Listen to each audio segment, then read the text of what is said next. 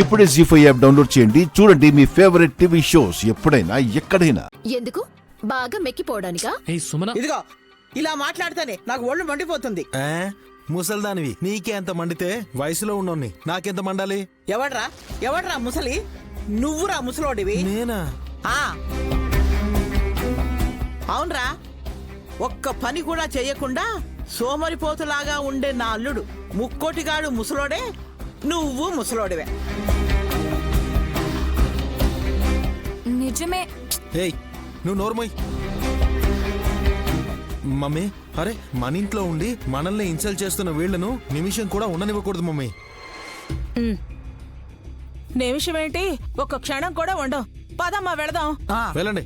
వెళదాం. ఏంటి తమాషా చేస్తున్నారా?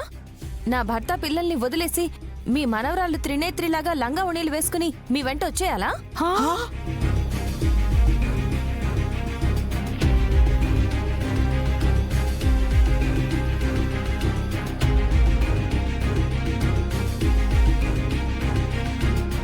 అలా అంటావేంటి? నువ్వు నైనవి కాదు కదా, మా త్రినేత్రవి కదా. ఎవరన్నారు? అనడమేంటే, విశాల్ బాబు గారి భార్యగా నటిస్తూ చంటి పిల్లల కోసమైనా కొన్నాళ్ళు ఇక్కడ ఉండాలని చెప్పావు కదే.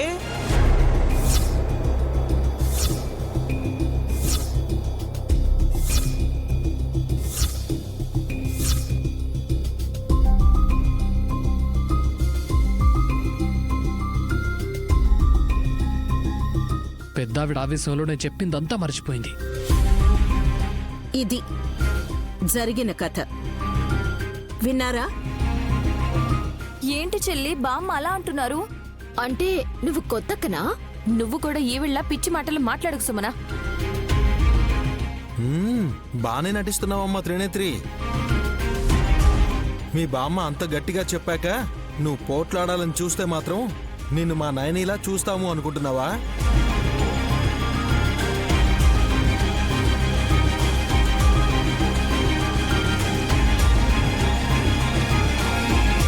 బ్రో, అపార్థం చేసుకుని మనలో మనమే గొడవ పడకూడదు.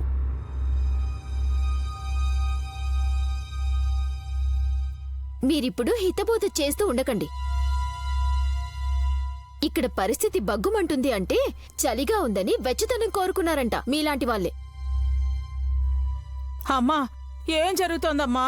నువ్వేమో తను త్రినేత్రినే అంటావు, తానేమో నీ మనవరాల్ని నేనెందుకు అవుతాను అంటుంది. ఎవరు మాట నమ్మేది? పెద్దదాన్ని, నిన్ను కన్నదాన్ని, దీన్ని పెంచిందాన్ని, నా మాట చెల్లదా ఏంటి?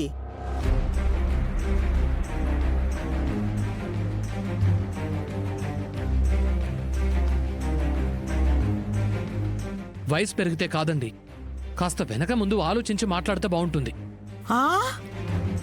ఏంటి బాబు, నువ్వు కూడా నన్నంటున్నావా? ముగ్గురం కలిసి నాటకం ఆడాలని నువ్వు కదా చెప్పింది.